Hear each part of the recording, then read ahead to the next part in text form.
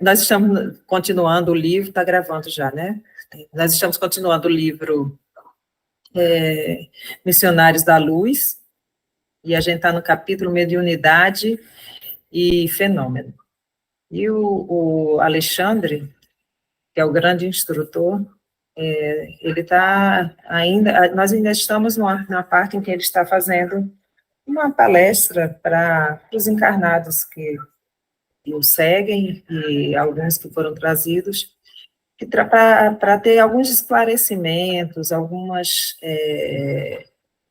esclarecimentos mesmo, com relação à mediunidade e ao fenômeno, para esses encarnados que trabalham, né, que são médiuns na Terra. E a gente parou aqui em acolhendo essas convicções, mas eu vou voltar aqui em cima, em vossas atividades.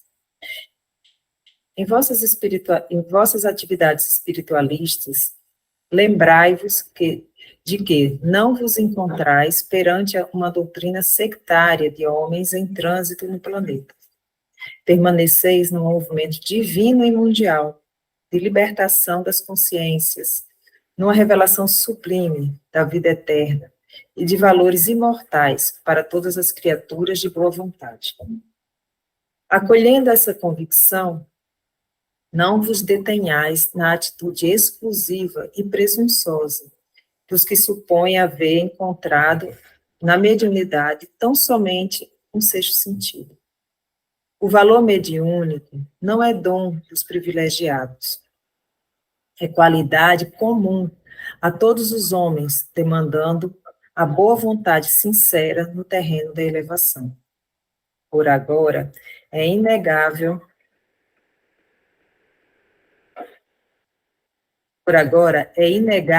que necessitamos das grandes tarefas estimuladoras, em que determinados companheiros encarnados são convocados ao grande testemunho nesse setor do esclarecimento coletivo, na disseminação da fé positiva e edificante. Mas o futuro nos revelará que o serviço dessa natureza pertence a todas as criaturas, porque todos nós somos espíritos imortais. Não alimenteis qualquer dúvida, não permitais que o padrão vibratório das forças físicas vos apague a luz gloriosa da divina certeza deste momento. Porque todos nós, amados amigos, nos encontramos diante da própria espiritualidade sem fim, renovando energias viciadas de séculos consecutivos, a caminho de transformações que mal podereis imaginar nos círculos de vosso presente evolutivo. Elevemo-nos, pois, no Espírito do Senhor, que nos convidou ao banquete da luz, desde hoje. Levantemo-nos para o porvir, não no sentido de menosprezar a terra, mas no propósito de aperfeiçoar as nossas qualidades individuais, para sermos verdadeiramente úteis às suas realizações que hão de vir. Entreamemo-nos intensamente, realizando os preceitos evangélicos e edifiquemo-nos cada dia, erguendo-nos para a redenção final. E concluindo a formosa dissertação da noite, Alexandre rematou, depois de longa pausa, apelando sentidamente. Unânimos todos no compromisso sagrado de compreensão legítima com Jesus. Se o braço humano modifica a estrutura geológica do planeta, rasgando caminhos novos, construindo cidades magníficas e proporcionando fisionomias diferentes ao curso das águas da Terra, intensifiquemos nosso esforço espiritual, renovando as disposições milenárias do pensamento animalizado do mundo, construindo estradas sólidas para a fraternidade legítima, concretizando obras de elevação dos sentimentos e dos raciocínios das criaturas, formando bases cristãs que santifiquem o curso das relações entre os homens. Não provoqueis o desenvolvimento prematuro da vossa faculdade psíquica, de vossas faculdades psíquicas. Ver sem compreender, ouvir sem discernir, pode ocasionar desastres vultuosos ao coração. Buscai, acima de tudo, progredir na virtude e aprimorar sentimentos. Acentuai o próprio equilíbrio, e o Senhor vos abrirá a porta dos novos conhecimentos. Sani. Eu ia parar agora para ele. Não, então diga. Não, era só porque chamou muita atenção essa última parte, né, que ele fala, buscar acima de tudo, progredir na virtude e aprimorar sentimentos, né, para que as pessoas que têm a mediunidade, que têm essa parte tão aberta, que elas consigam, né, encontrar o caminho, né, pode falar.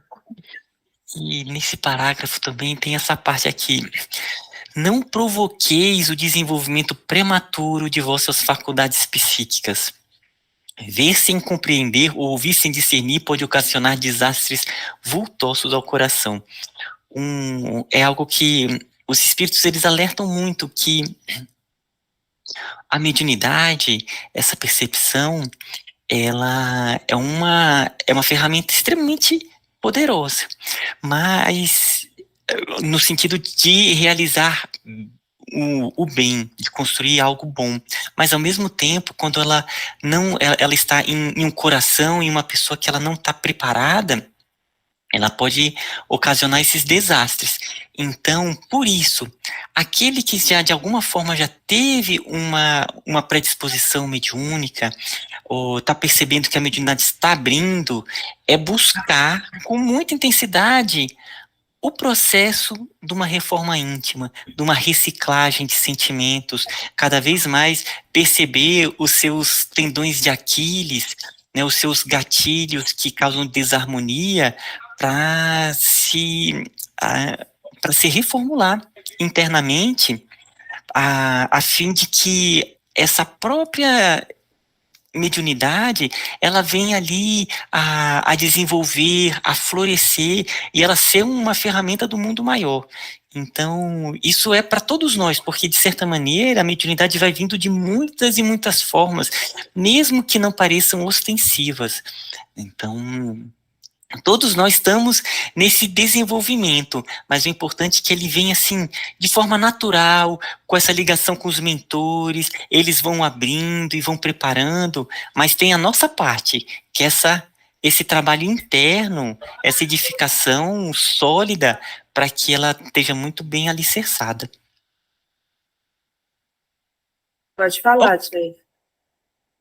Eu só queria falar, isso que o Ismael acabou de falar, mas existe uma coisa chamada ser humano. E aí, muitas vezes, a mediunidade começa nele e ele também não aceita.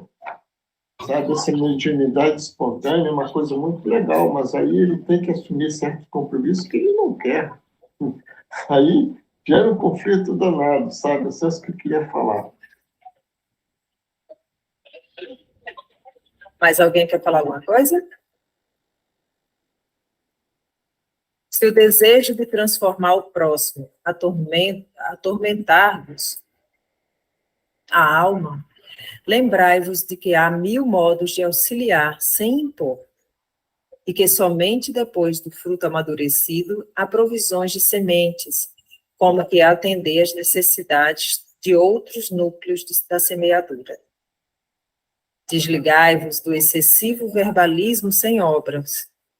Não vos falo aqui tão somente das obras do bem, exteriorizadas no plano físico, mas muito particularmente das construções silenciosas da renúncia, do trabalho de cada dia no entendimento de Jesus Cristo.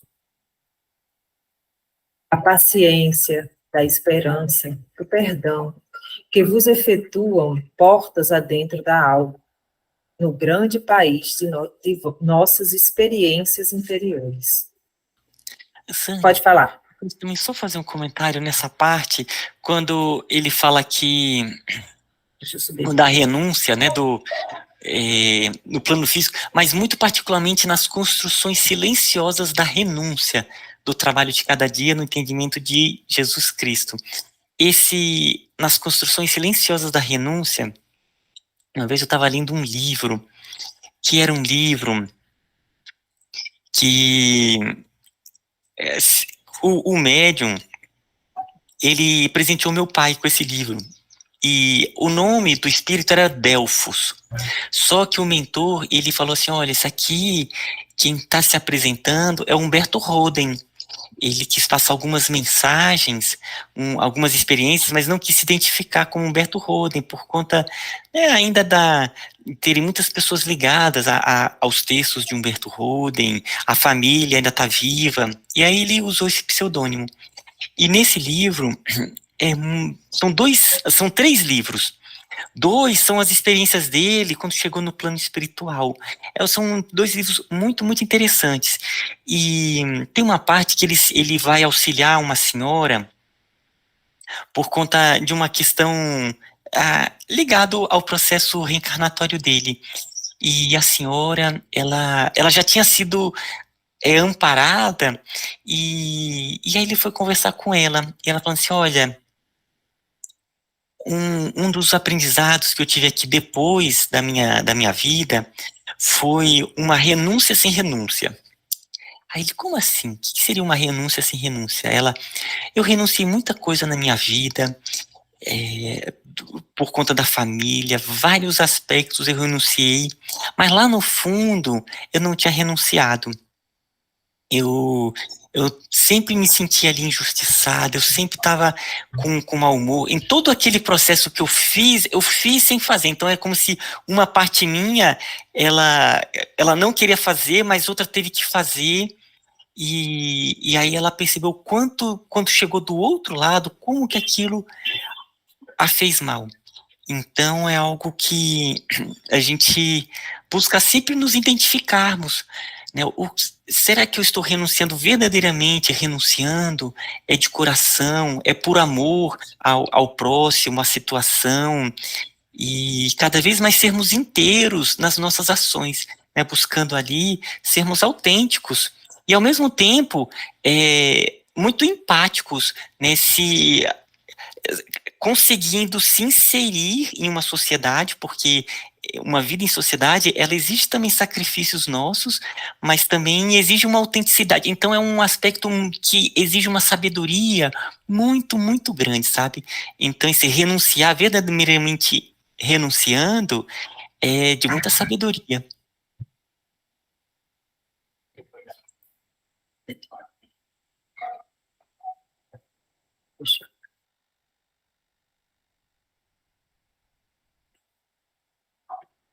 Em todos os labores terrestres, transformai-vos na vontade do nosso Pai.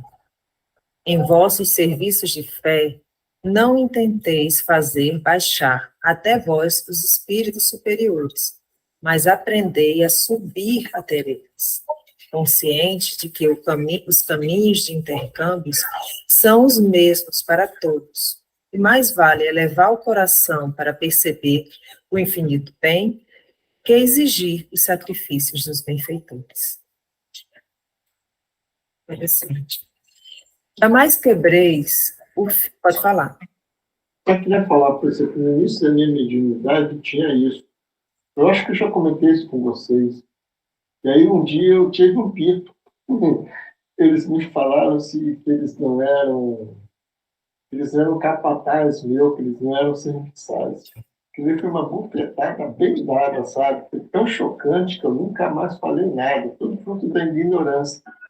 Porque eu pedia, tinha, né? Assim, tudo de mão beijada. Aí o cara um dia me deu um pito que nunca mais, é só isso que eu queria falar. A gente fica nesse intuito, pensa porque eles podem descer de lá e nos ajudar, né? E ele fala, nós tem que se elevar. É isso, pessoal.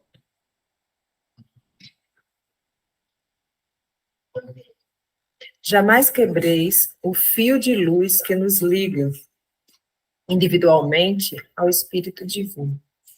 Não permitais que o egoísmo e a vaidade, os apetites inferiores e as tiranias do eu vos empanem as faculdades de refletir a divina luz.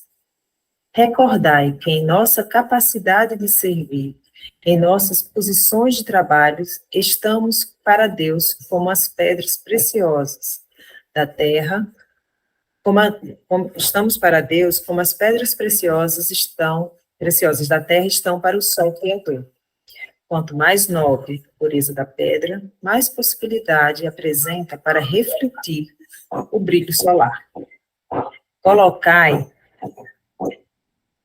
as expressões fenomênicas do vosso trabalho em segundo plano, lembrando sempre de que o espírito é tudo. Nesse instante, Alexandre silenciou, mantendo-se então em muda rogativa. Admirado, comovido, notei que o generoso instrutor se transfigurava ali, aos nossos olhos. Pela primeira vez, depois do meu retorno ao novo plano, observava acontecimento tão singular. Suas vestes tornavam-se de neve radiosa, sua fronte emitia intensa luz, e de suas mãos estendidas evolavam-se raios brilhantes que, caindo sobre nós, pareciam infundir-nos estranho encantamento.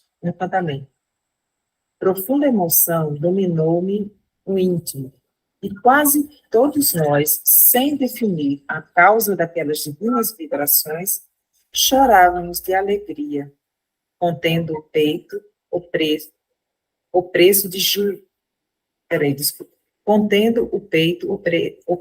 júbilo inesperado. Depois de alguns momentos de êxtase sublime, vi que Sertório compreendera a minha perplexidade. Gente, só um segundo, deixa eu ir fechar ali a porta daqui. Só um segundinho. Enquanto isso, eu vou só fazer então uma reflexão nessa parte. Eu ia deixar um pouquinho ali, mais para frente.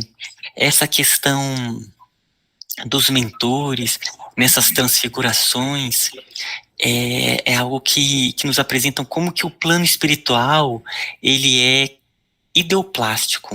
Cada vez mais, ele se torna algo que ele se molda de acordo com a força do pensamento, a matriz que se impõe.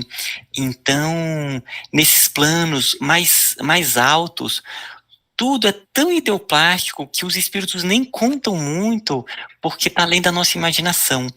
Porque os locais, os ambientes, eles é tudo um reflexo da própria mente. As imagens mais lindas, elas vão se ideoplastizando e vão sendo compartilhadas. É uma troca impressionante. E é o mesmo motivo também que acontece o contrário. Espíritos que desencarnam, ainda com uma mente em desequilíbrio, ela acaba ideoplastizando com formas que não são muito harmônicas. Então, é só para falar sobre como que no plano espiritual, né, tudo cada vez mais fluido.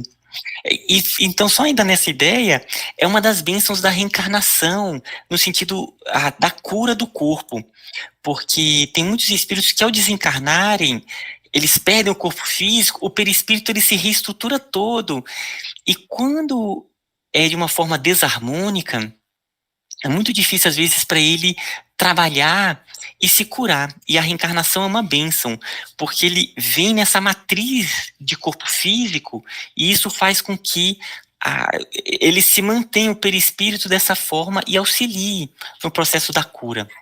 Então era isso que eu queria compartilhar. Vou continuar, então.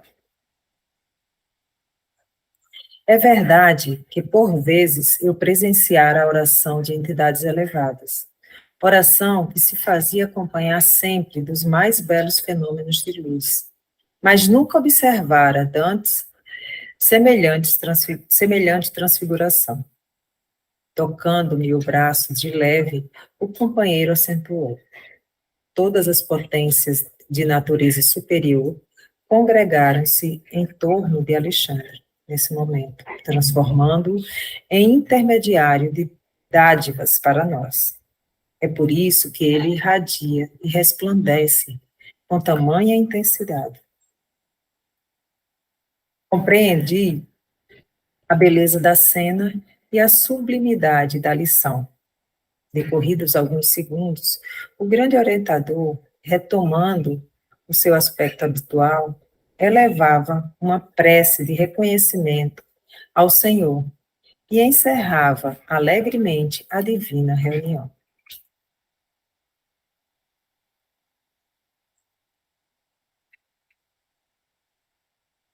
Capítulo 10, agora nós vamos iniciar a materialização. Em virtude do meu interesse no estudo dos fenômenos de materialização, não hesitei em solicitar o prestigioso concurso de Alexandre, que se colocou gentilmente ao lado dos meus desejos. Nosso grupo informou atencioso. Não realiza trabalhos dessa espécie, mas não teremos dificuldade em recorrer a outros amigos. Temos companheiros devotados, operando em núcleos de atividades dessa natureza. E porque revelasse minha profunda curiosidade científica, o orientador prosseguiu.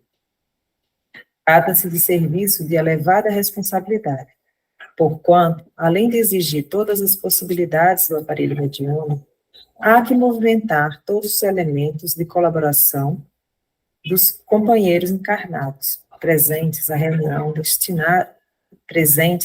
às reuniões destinadas a esse fim. Se houvesse perfeita compreensão geral respeito aos dons da vida, e se pudéssemos contar com valores morais espontâneos e legitimamente consolidados no espírito coletivo, essas manifestações seriam as mais naturais possíveis, sem qualquer prejuízo para o médium e assistente. Acontece, porém, que são muito raros os companheiros encarnados dispostos a condições espirituais que semelhantes trabalhos exigem. Por isso mesmo, na incerteza de colaboração eficiente, as sessões de materialização efetuam-se com grande risco para a organização mediúnica e requisitam o número dilatado de cooperadores do nosso plano. Compreendo. Intervino, valendo-me de pequena pausa do generoso instrutor. Muitas vezes, quando envolvidos na carne, não sabemos conduzir a pesquisa intelectual. Certíssimo, exclamou meu interlocutor benevolente. Se a indagação científica estivesse acompanhada de seguros valores do sentimento, do caráter, da consciência, outras seriam as realizações em vista da luz da espiritualidade acesa para o caminho, mas quase sempre somos assediados pela exigência repleta de pretensões, e daí os fracassos inevitáveis. O orientador, amigo, continuou a série de esclarecimentos morais, belos e edificantes, e esperei ansioso um instante de observar esses serviços prodigiosos dos trabalhos espirituais, com os quais se realizariam com grande surpresa para os estudiosos da crosta. A gente vai parar por aqui, porque tem muitas informações e já está dando a hora, certo? E aí eu acho que até vou marcar aqui em cima, para que a gente não perca essa parte aqui. Essa parte da materialização é muito, muito importante, até porque tem muito a ver também com os nossos trabalhos de radiação. De certa maneira, a gente está doando ectoplasma e vai ser muito profundo mesmo. Eu achei interessante, porque eu pensei exatamente isso que você está falando, que o que a gente faz não deixa de ser uma materialização. Quando você faz trabalho de cura, quando você faz uma série de trabalhos que podem ser feitos, você vai usando essas energias e doando o ectoplasma, doando suas energias próprias para fazer um trabalho, né? Eu acho que vai ter bastante discussão.